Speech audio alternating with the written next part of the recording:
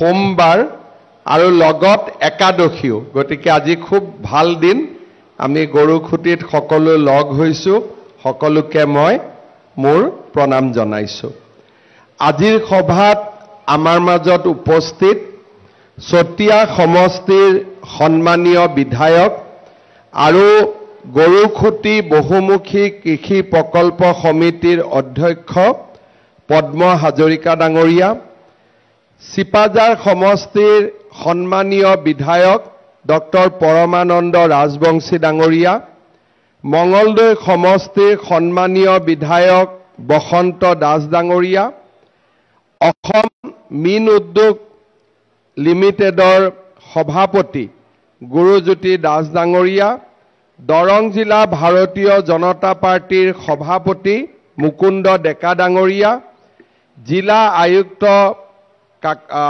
প্ৰণৱ কুমাৰ কটকী ডাঙৰীয়া আমাৰ মাজত উপস্থিত 34 ইকো টাস্ক ফোৰ্সৰ কমান্ডেন্ট কৰ্নেল অনুৰাগ শ্ৰীবাস্তৱ ডাঙৰীয়া উপস্থিত ৰাইজ আইমাতৃসকল আৰু যুৱক যুৱতী বন্ধু বান্ধৱীসকল আজি দিনটোত আপোনালোকৰ মাজত থাকি মনটো 4 বছৰ আগলৈকে উভতি গৈছে অসমৰ মুখ্যমন্ত্ৰী দায়িত্ব লোৱাৰ পিছত সিপাজাৰ মঙ্গলদৈলৈ আহোঁতে সাংবাদিকসকলে মোক ধলপুৰ শিৱ মন্দিৰৰ বিষয়ে প্ৰশ্ন কৰিছিল উভতি গৈ মই বুজিবলৈ চেষ্টা কৰিছিলো যে শিৱ মন্দিৰটোৰ অতীত ইয়াৰ বৰ্তমানৰ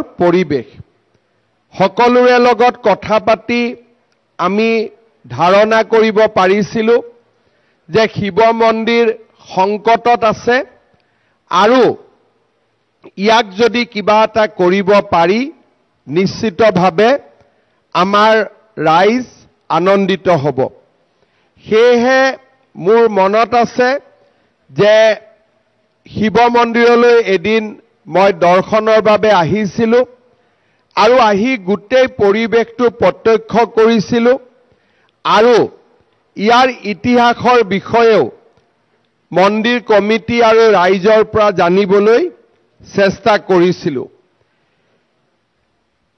শিৱ মন্দিৰ ভ্ৰমণ কৰাৰ পিছত মনতে এটা সিদ্ধান্ত লৈছিলো যে আমি যদি এই অঞ্চলটোক বেদখলৰ পৰা ৰক্ষা কৰিব পাৰো নিশ্চয় আমাৰ জাতিটোৰ বাবে এটা সুস্থ বা ভাল কাম কৰিব পৰা যাব মোৰ মনত আছে 7 জুন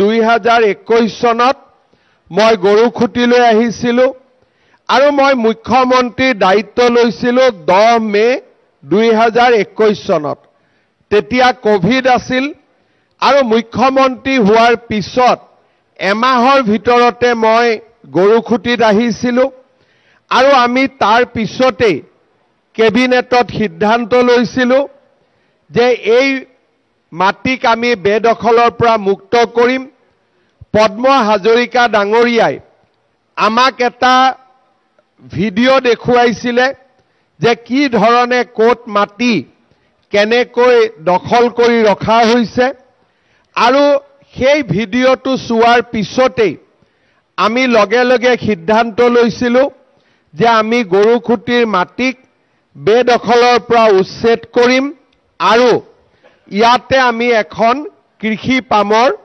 নিৰ্মাণ কৰিম বেদখল উচ্ছেদ কৰাৰ সময়ত ইয়াত কি পৰিৱেশ সৃষ্টি হৈছিল সেই পৰিৱেশৰ লগত আমি কেনেকৈ মোকাবিলা কৰিছিলো কংগ্ৰেছ দলৰ নেতা তেওঁলোকৰ গোটেই সিস্টেমটোৱে কেনেকৈ বেদখলকাৰীৰ লগত থিয় হৈছিল স্থানীয় ৰাইজে কেনেকৈ চৰকাৰক সমৰ্থন কৰিছিল সেই কথা পদ্ম হাজৰিকা ডাঙৰীয়াই উল্লেখ কৰিছে আৰু আপোনালোকেও নিশ্চয় স্মৃতিৰ মানস পটত এই সকলোবোৰ কথা এতিয়াও সজীৱ হৈ আছে।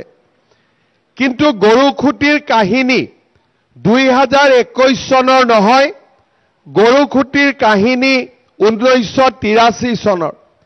আমাৰ সকলোৰে মনত আছে 1983 চনৰ 14 ফেব্ৰুৱাৰী তাৰিখে চিপাঝাৰৰ আৰু মঙলদৈৰ যুৱ শক্তিয়ে এই চিপাঝাৰ আৰু মঙলদৈৰ যুৱ শক্তিয়ে গৰুখুটিখনক ৰক্ষা কৰাৰ এক সাহসী প্ৰয়াস কৰিছিলে আৰু সেই সাহসী প্ৰয়াসত 23 জনকৈ আমাৰ তেজাল যুৱক আমাৰ মাজৰ পৰা আঁতৰি গৈছিলে। সন্দেহযুক্ত বাংলাদেশীৰ হাতত তেওঁলোকে মৃত্যুক সাৱটি লৈছিলে।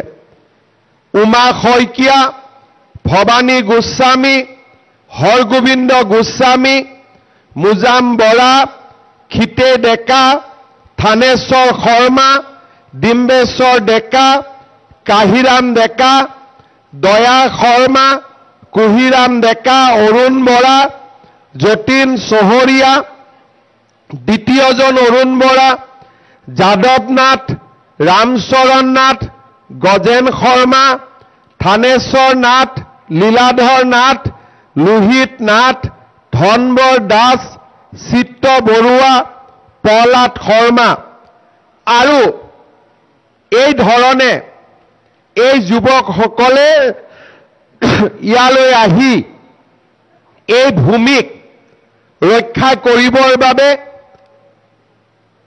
এক প্ৰকাৰ সাহসী সংগ্ৰাম কৰি আমাৰ মাজৰ পৰা আঁতৰি গৈছিলে।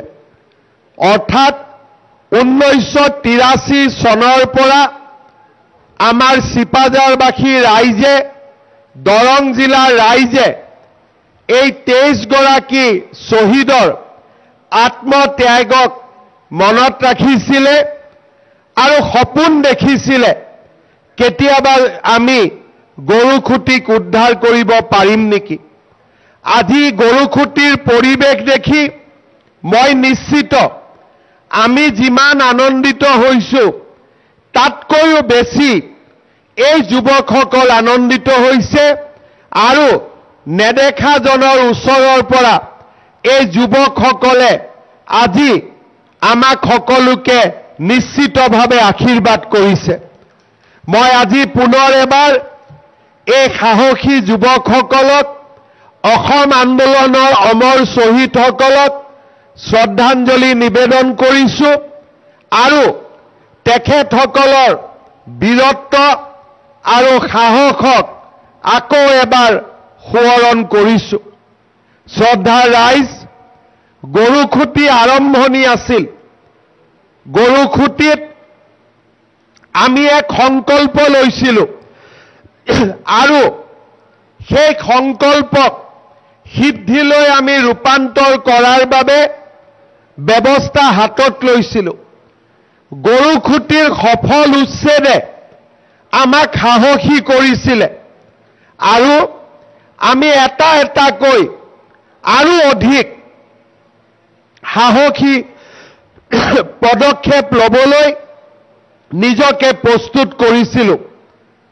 গৰুখুটিৰ পিছত বৰচলাত আমি উচ্ছেদ কৰিছিলো, লামডিঙত আমি উচ্ছেদ কৰিছিলো, বুঢ়াপাহাৰত আমি উচ্ছেদ কৰিছিলো, পভাত আমি উচ্ছেদ কৰিছিলো, বটদ্ৰৱা সত্ৰক আমি বেদখলকাৰীৰ পৰা মুক্ত কৰিছিলো।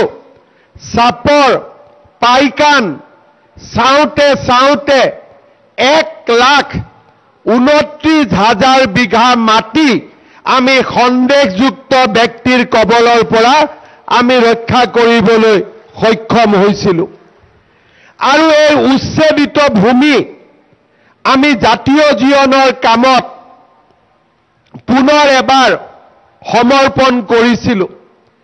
ওৰাঙৰ উচ্ছেদিত ভূমিত আজি অসমৰ আমাৰ সকলোৰে হৃদয়ৰ আপোন এশিঙীয়া গড়ৰ পৰা বাঘলৈ সুন্দৰ বসতি নিৰ্মাণ হৈছে।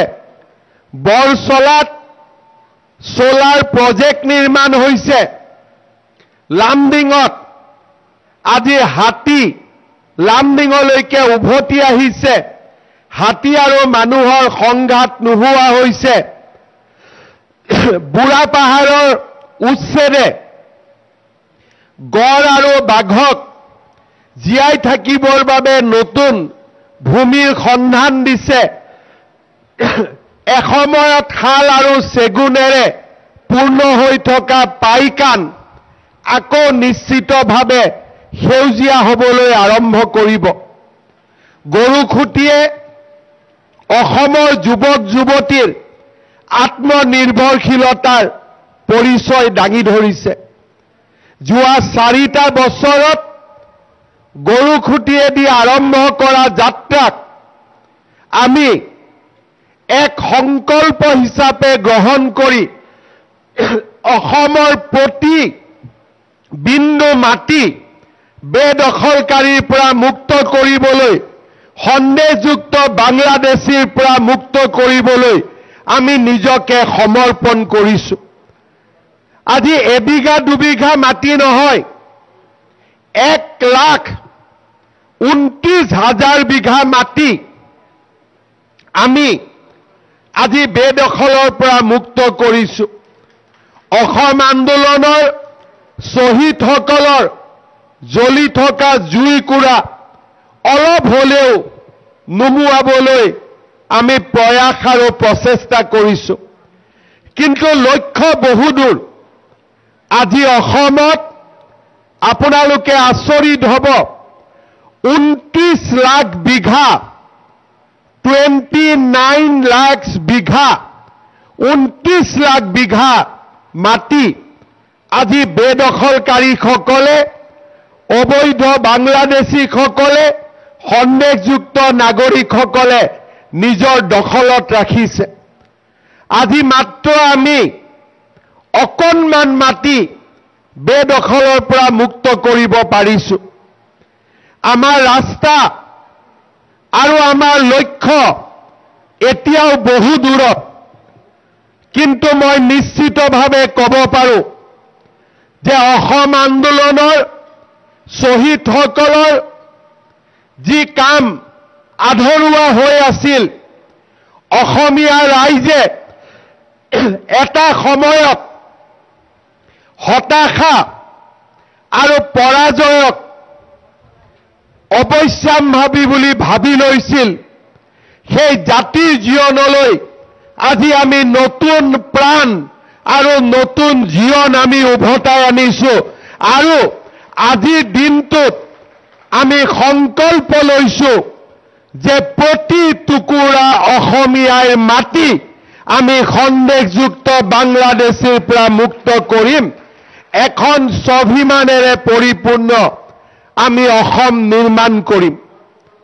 কোনোবাই যদি ভাবিছে যে এটা বা দুটা উচ্ছেদত আমি থমকি ৰম, কাৰোবাৰ ৰঙা চকুক আমি ভয় কৰিম আৰু কাৰোবাৰ ওচৰত আমি শিৰ নত কৰিম, তেতিয়া তেওঁলোকে আজি এই ধলপুৰ শিৱ মন্দিৰ আৰু গৰুখুঁটিৰ পবিত্ৰ ভূমিৰ পৰাই মই তেওঁলোকক শুনাব খুজিছো, অসম আন্দোলনৰ 900 গৰাকী শ্বহীদৰ মৃত্যুৰ হিচাপ নোলোৱালৈকে আমি ক্ষান্ত নহওঁ।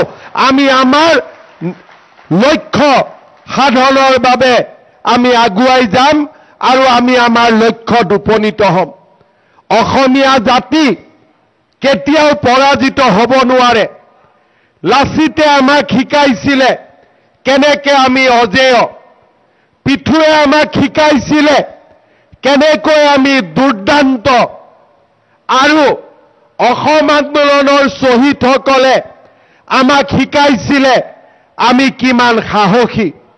অসমীয়া এক দুৰ্জেয় জাতি, অসমীয়া এক অপৰাজেয় জাতি, আৰু এই অসমীয়াই কেতিয়াও কাৰো বশ্যতা স্বীকাৰ কৰা নাছিল আৰু ভৱিষ্যতেও আমি কাৰো বশ্যতা স্বীকাৰ নকৰো। শ্ৰদ্ধাৰ ৰাইজ, এই গৰুখুঁটি প্ৰকল্প লাভ আৰু লোকচানৰ প্ৰকল্প নহয়। কেতিয়াবা কেতিয়াবা আমাক কোনোবাই সোধে যে লাভ কিমান হৈছে। মই লাভ আৰু লোকচানৰ হিচাপ কৰিবলৈ ইয়াত অহা নাই। 8,000 বিঘা মাটি আমি বাংলাদেশীৰ কবলৰ পৰা মুক্ত কৰিছো, তাতকৈ আৰু লাভৰ হিচাপ একোৱেই হ'ব নোৱাৰে। আমি ব্যৱসায়ী নহয়, আমি ইয়াত লাভ আৰু লোকচানৰ অংক কৰিবলৈ অহা নাই। আমি কপালৰ ঘাম মাটিত পেলাই আমি প্ৰমাণ কৰিব খুজিছো যে অসমীয়া যুৱকেও খেতি কৰিব পাৰে, অসমীয়া যুৱকেও কৃষি কৰ্ম কৰিব পাৰে।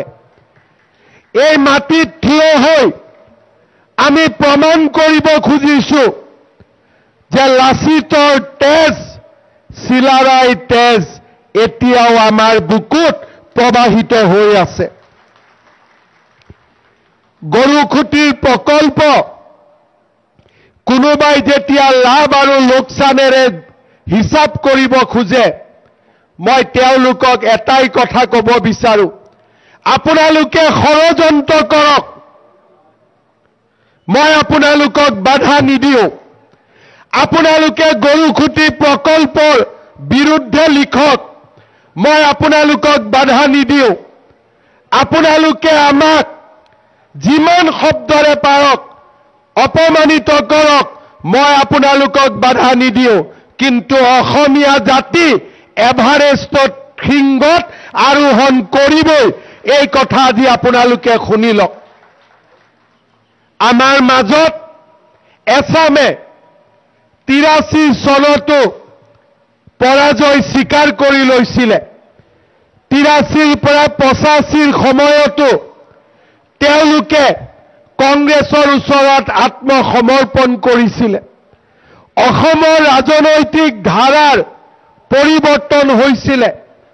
কৰবাত আমি মানি লৈছিলো যে আমি মিলা মিছাৰে আমি জীয়াই থাকিব লাগিব। শংকৰ আৰু মাধৱৰ পৰিৱৰ্তে আমি শংকৰ আৰু আজানৰ কথা ক'বলৈ আৰম্ভ কৰিছিলো। গুৰুজনে দুজন আছিল, শংকৰ আৰু মাধৱ, কিন্তু গুৰুজনাৰ নাম নোহোৱা হৈ শংকৰ আৰু আজান হৈছিলে। আজান পীৰৰ জাগাত থাকিব, শংকৰ মাধৱৰ জাগাত থাকিব, আৰু তেতিয়াহে আমি আমাৰ জাতিটোক জীয়াই ৰাখিব পাৰিম। 2014 চনত নৰেন্দ্ৰ মোদী ডাঙৰীয়া ভাৰতৰ প্ৰধানমন্ত্ৰী, 16 চনত বিজেপিৰ চৰকাৰ, লাহে লাহে আত্মবিশ্বাস আমি উভতাই পাব আৰম্ভ কৰিছিলো। 2021 চনৰ পিছত আমাৰ সাহসে আৰু এক নতুন পৰ্যায় অতিক্ৰম কৰিছিলে। এতিয়া আমি লাহে লাহে অনুভৱ কৰিব পাৰিছো যে আমাৰ সকলো শেষ হৈ যোৱা নাই। এতিয়াও আমি জিকিব পাৰো। এতিয়াও আমি অসমীয়াক বিশ্বৰ দৰবাৰত প্ৰতিষ্ঠা কৰিব পাৰো। 16ৰ পৰা 21ত আমি আশাৰ কিৰণ দেখিছিলো। 21ৰ পৰা 26এ আমাক আশাৰ লগতে বিশ্বাস আৰু কনফিডেন্স দিছিলে, আৰু পৰৱৰ্তী 5টা বছৰত আমি আমাৰ বিজয় সম্পূৰ্ণৰূপে সাব্যস্ত কৰিম। আমি নিশ্চিতভাৱে অসম মাতৃক আমি বিশ্বৰ বুকুত আকৌ এবাৰ প্ৰতিষ্ঠা কৰিম। লাচিত বৰফুকনৰ 400তম জন্ম জয়ন্তী, মহাৰাজ পিঠুৰ বিষয়ে আকৌ আলোচনা, চৰাইদেউ মৈদামৰ আন্তৰ্জাতিক স্বীকৃতি, অসমীয়া ভাষালৈ ক্লাছিকেল লেংগুৱেজৰ মৰ্যাদা, ধ্ৰুপদী ভাষাৰ মৰ্যাদা, আৰু গৰুখুটিৰ বিজয় ধ্বজা এই আটাইবোৰকে আমি সম্বল কৰি লৈ অনাগত দিনত আমি আকৌ যুঁজিবলৈ সাজু থাকিব লাগিব। আজি আপোনালোকে দেখিছে আমি থমকি ৰোৱা নাই। গৰুখুটিৰ পিছত আন্তৰ্জাতিকভাৱে আমাক থমকি ৰবলৈ বাধ্য কৰাবলৈ প্ৰচেষ্টা চলিছিল। যিসকলৰ ৰাজনীতি তুষ্টিকৰণেৰে পৰিচালিত হয় তেওঁলোকে গৰুখুটিক তীৰ্থলৈ ৰূপান্তৰ কৰিছিলে। এজনৰ পিছত এজন ইয়ালৈ আহি আমাক হতাশ কৰিবলৈ চেষ্টা কৰিছিলে। আমি হতাশ নহলো। আমাৰ কৃষি সৈনিকসকল হতাশ নহল। আমাৰ পদ্ম হাজৰিকা পৰমা ৰাজবংশী হতাশ নহল। জাতি থমকি নৰল। আৰু সেইকাৰণে আমি বৰচলালৈ গলো, লামডিঙলৈ গলো, বুঢ়াপাহাৰলৈ গলো, লখিমপুৰলৈ গলো, চাপৰলৈ গলো, পাইকানলৈ গলো আৰু দুদিন এদিনৰ ভিতৰতে আমি গোলাঘাটৰ উৰিয়াম ঘাটতো গৈ উপস্থিত হ'ম। আমি থমকি নৰওঁ। অসমীয়া জাতি আৰু পুনৰ থমকি নৰয়। আমিও শিকিলো, আমিও বুজিলো আৰু কেনেকৈ যুঁজত জিকিব লাগে তাৰ বিষয়ে আমিও আমাৰ জ্ঞান আহৰণ কৰিলো। কোনোবাই যদি ভাবিছে যে দুই এটা গৰুখুটিৰ ওপৰত বাতৰি লিখিলে হিমন্ত বিশ্ব শৰ্মা কৰবাত আত্মসমৰ্পণ কৰিব, সেয়া আপোনালোকে কেতিয়াও চিন্তা নকৰিব। শৰীৰত এক বিন্দু তেজ থকালৈকে আমি সকলোৱে যুঁজিম আৰু কোনেও আমাৰ সন্মুখত বাধাৰ সৃষ্টি কৰিব নোৱাৰে। অসমীয়া জাতি আজি নতুন প্ৰাণ আৰু নতুন তেজেৰে উদ্দীপ্ত।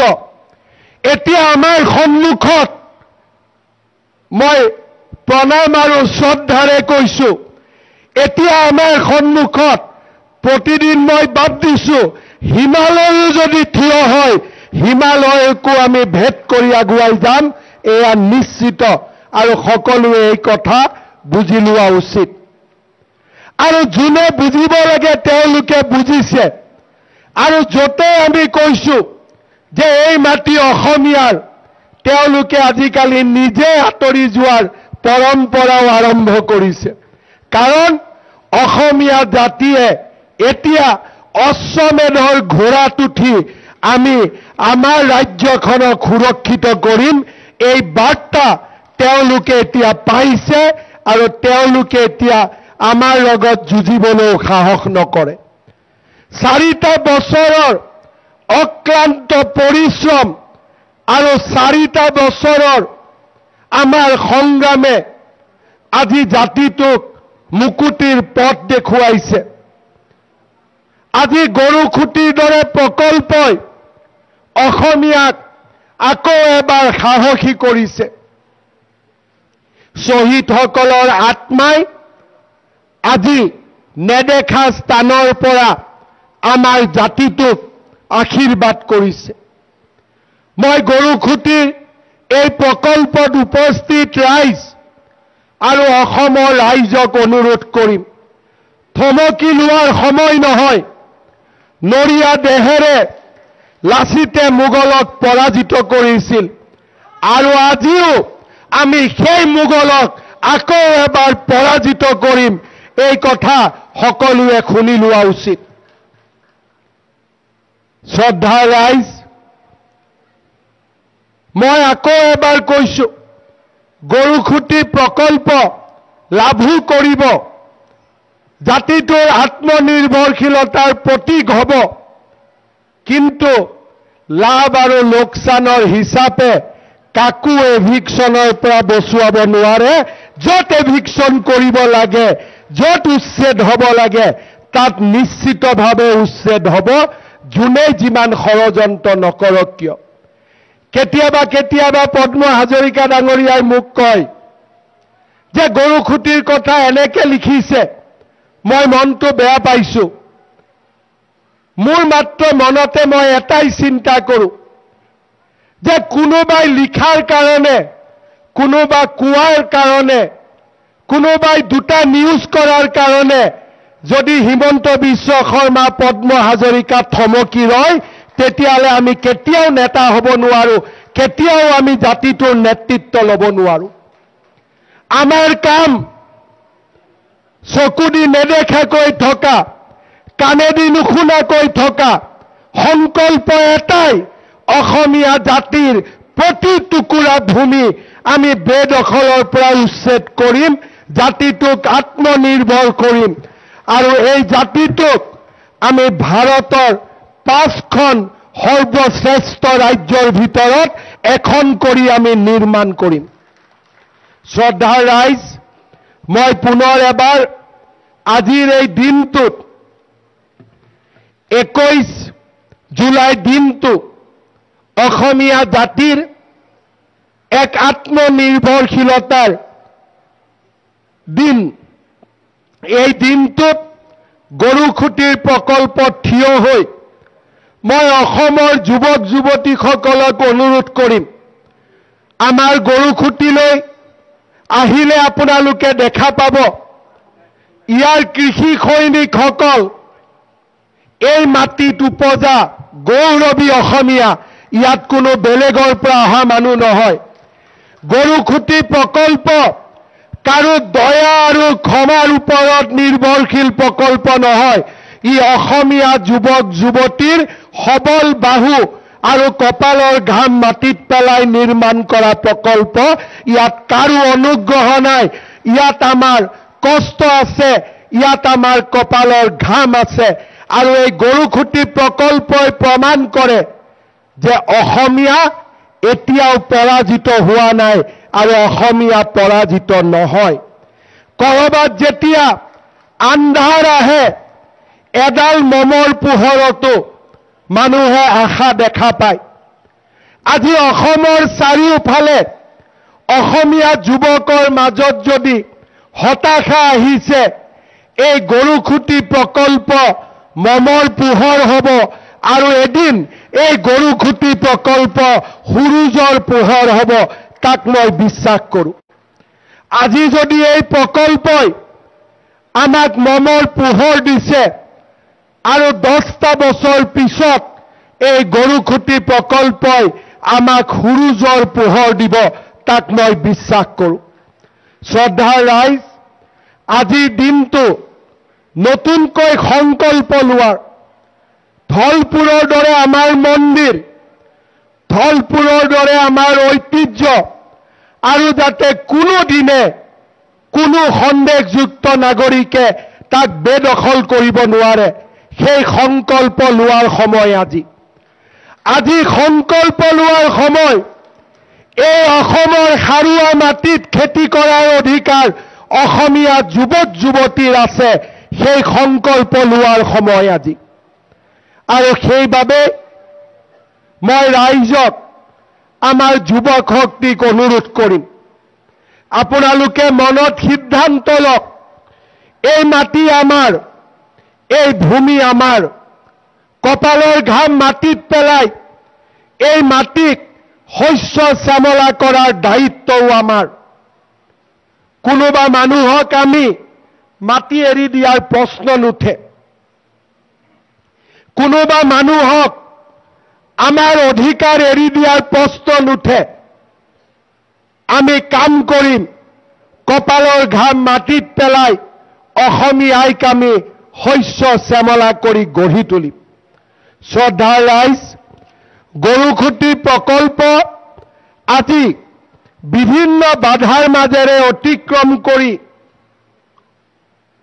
এক নিৰ্দিষ্ট লক্ষ্যৰে আগবাঢ়িছে। 2004 বৰ্ষ 2025 চনত ই 5 কোটিতকৈ অধিক টকা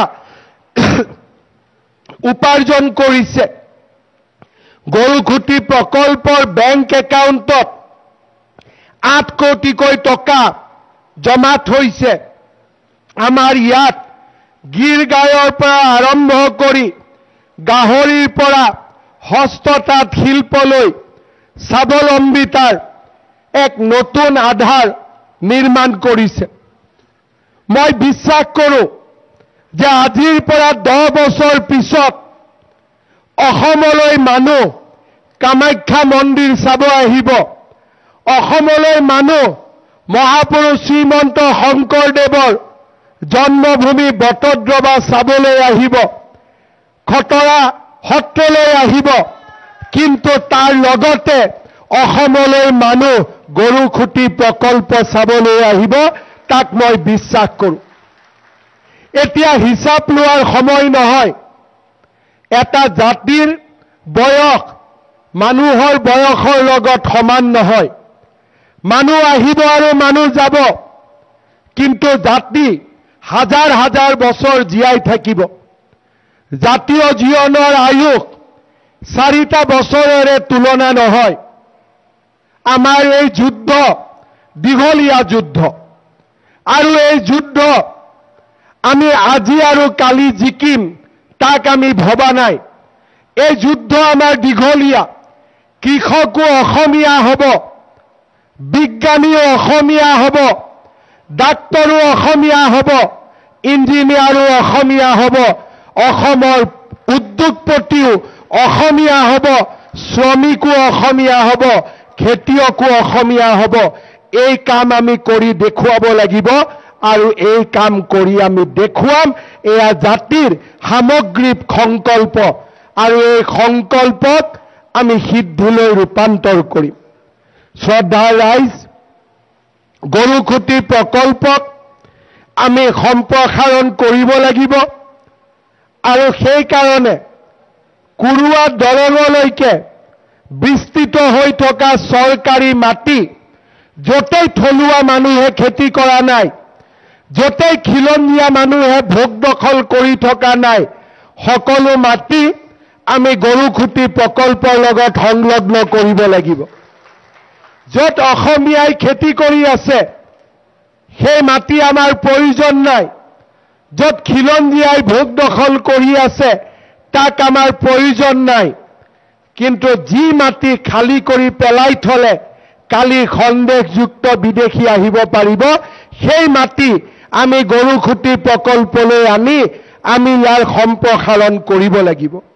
শ্ৰদ্ধাৰ ৰাইজ, গৰুখুটিত দলং হ'ল, গৰুখুটিত শিৱ মন্দিৰে প্ৰাণ পালে, আৰু গৰুখুটিত নামঘৰেও প্ৰাণ পালে।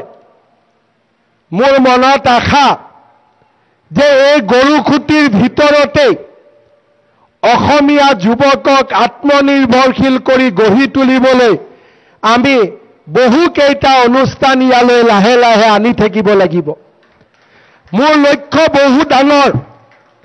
আজি ক'লে মানুহে মোক বিশ্বাস নকৰিব, কিন্তু গৰুখুটিৰ এডোখৰ মাটিও আমি এনেই পেলাই নথওঁ। ই জাতীয় জীৱনৰ প্ৰকল্পলৈ ৰূপান্তৰ হ'ব, আৰু এক দীঘলীয়া চিন্তা আৰু চৰ্চাৰে আমি আগবাঢ়ি গৈ থাকিম। শ্ৰদ্ধাৰ ৰাইজ, এই গৰুখুটিত আমাৰ আপোনালোকে যদি চাই, আমাৰ বাইহাটা চাৰিআলিৰ পৰা বিহপুৰীয়ালৈ আমাৰ এই অঞ্চলত কোনো এটা স্থানতে আমাৰ এগ্ৰিকালচাৰ কলেজ নাই। মোৰ মনত আশা আছে যে অকল থলুৱা যুৱক যুৱতীয়ে পঢ়িব পৰা গৰুখুলিত কৃষি বিজ্ঞান মহাবিদ্যালয় এখন প্ৰতিষ্ঠা কৰা, যাতে ইয়াৰ পৰাই আমি আধুনিক খেতিৰ বিষয়ে, প্ৰাকৃতিক খেতিৰ বিষয়ে, অৰ্গেনিক খেতিৰ বিষয়ে আমি ৰাইজক জনাব পাৰোঁ।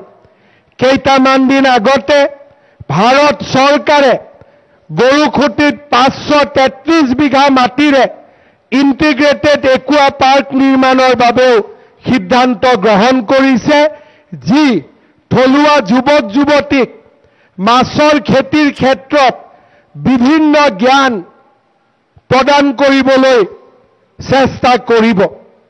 গৰুখুটিত আমি লাহে লাহে এটা এটাকৈ অনুষ্ঠান আনিম আৰু গৰুখুটিক অসমীয়া জাতিৰ এক আত্মনিৰ্ভৰশীলতাৰ আমি প্ৰতীকলৈ ৰূপান্তৰ কৰিম। সেই প্ৰতিশ্ৰুতিও মই আজি আপোনালোকক দিব খুজিছোঁ।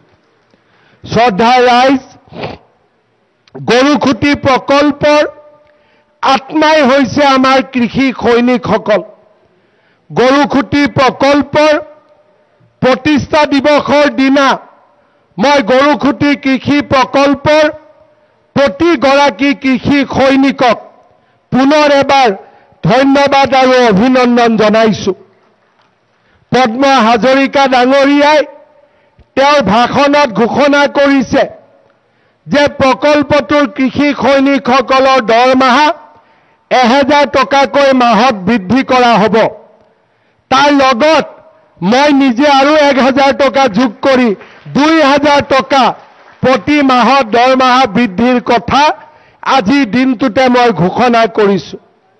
লগতে মই বিশ্বাসো কৰিছোঁ যে এই দৰমহাৰ টকা আমি দিব নালাগে। কপালৰ ঘাম মাটিত পেলাই কৃষি সৈনিকসকলে নিজেই এই ধনৰ উপাৰ্জন কৰিব আৰু এই ধনেৰে তেওঁলোক স্বাৱলম্বী হ'ব। আৰু অসম চৰকাৰে, মই পদ্ম হাজৰিকা ডাঙৰীয়া, পৰমা ৰাজবংশী ডাঙৰীয়াক আকৌ অনুৰোধ কৰিম, লাভ আৰু লোকচানৰ হিচাপ নকৰিব, কাকো হিচাপো নিদিব। কাৰণ এই গৰুখুটি প্ৰকল্প লাভ আৰু লোকচানৰ প্ৰকল্প নহয়। যিসকলে লাভ আৰু লোকচানৰ হিচাপ খোজে তেওঁলোকক মই অনুৰোধ কৰিম, মই 4-5খন জাগাৰ নাম কম, তাতে গৈ সেই জাগাবোৰ চাই আহক। ঘূৰি আহি ক'ব এই গৰুখুটি কৃষি প্ৰকল্প নহয়, গৰুখুটি এক তীৰ্থস্থান, গৰুখুটি অসমীয়া জাতিৰ পবিত্ৰ তীৰ্থস্থান। সেইকাৰণে পদ্ম হাজৰিকা ডাঙৰীয়াই কৈছে যে লাহে লাহে মই অহা বাদ দিম। কোনেও বাদ নিদিয়ে, ইয়াত আগতকৈ বেছিকৈ আহিব লাগিব। কাৰণ আমাৰ ইয়াত প্ৰাণ আছে, 23 গৰাকী শ্বহীদৰ কেঁচা তেজ আছে এই মাটিত। এই মাটিত কোনেও অহা বাদ দিব নোৱাৰে। এই মাটিলৈ সকলো আহিব আৰু স্বাৱলম্বী অসমক এই মাটিৰ পৰাই প্ৰণাম কৰিব। আত্মনিৰ্ভৰশীল অসমক এই মাটিৰ পৰাই প্ৰমাণ কৰিব। পুনৰ এবাৰ আজিৰ এই দিনটোত মই চিপাঝাৰবাসী ৰাইজক ধন্যবাদ জনাইছোঁ। সাহসৰ অগণি আপোনালোকে জীয়াই ৰাখিছিল। 83 চনৰ 23 গৰাকী শ্বহীদৰ কেঁচা তেজৰ সন্মান আপোনালোকে আপোনালোকৰ বুকুৰ মাজত জীয়াই ৰাখিছিল। মই যিদিনাখন 7 জুন তাৰিখে মই চিপাঝাৰত আহিছিলোঁ, কোভিডৰ সময় আছিল, সকলোৱে মাস্ক লৈ আছিল। তাৰ মাজতো মই চিপাঝাৰবাসী ৰাইজৰ সাহসৰ অগণি শিখা মই নিজে অনুভৱ কৰিছিলোঁ। মই দেখা পাইছিলোঁ 83ৰ পিছতো চিপাঝাৰৰ ৰাইজ পৰাজিত হ'ব খোজা নাই।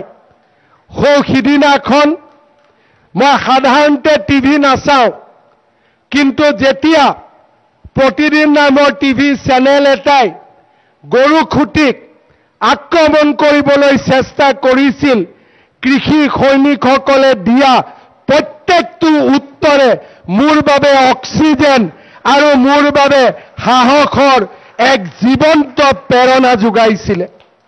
চিপাঝাৰৰ ৰাইজৰ মাজত সেই তেজ, সেই সাহস আজিও জীয়াই আছে। দৰং জিলাৰ ৰাইজৰ মাজত প্ৰতিকূলতাৰ মাজত থকাৰ পিছতো দৰঙৰ ৰাইজে সেই সাহসৰ অগণি শিখা আজিও জ্বলাই ৰাখিছে। দৰঙৰ ৰাইজে প্ৰতিকূলতাৰ মাজতো আজি সেইসকল সন্দেহযুক্ত লোকৰ বিৰুদ্ধে এঘৰী যুঁজ দিয়াৰ সাহস এতিয়াও নিজৰ বুকুৰ মাজত ধৰি ৰাখিছে।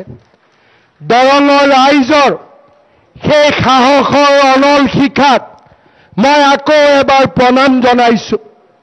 মই দৰঙৰ ৰাইজক আশ্বাস দিম, প্ৰতিশ্ৰুতি দিম যে আপোনালোকৰ এই যুদ্ধত আপোনালোক অকলশৰীয়া নহয়, এই যুদ্ধত অসমৰ প্ৰতিজন ৰাইজ আপোনালোকৰ মাজত আছে। আমি এটা সময়ত সাহস হেৰুৱাইছিলোঁ।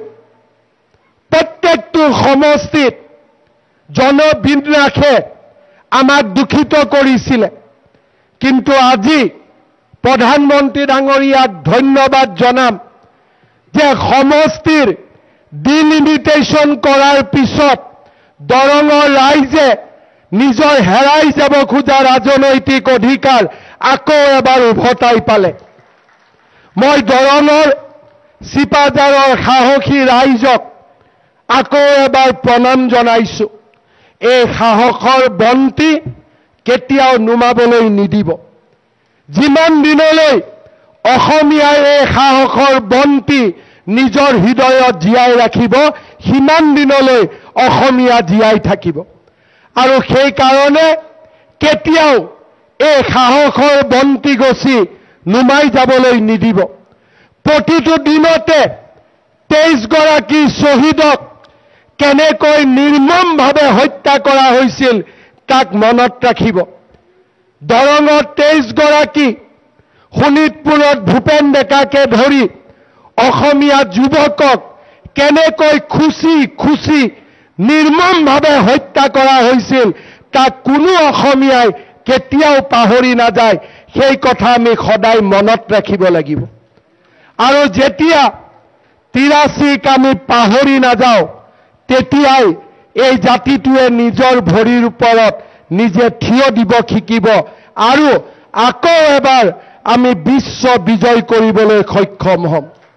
পুনৰ এবাৰ দৰং জিলাৰ ৰাইজৰ নিৰ্বাপিত নোহোৱা, চিপাঝাৰৰ ৰাইজৰ নিৰ্বাপিত নোহোৱা সেই সাহসৰ অনল শিখাক ধন্যবাদ, অভিনন্দন আৰু কৃতজ্ঞতা জনাই মই মোৰ বক্তব্যৰ সামৰণি মাৰিছোঁ।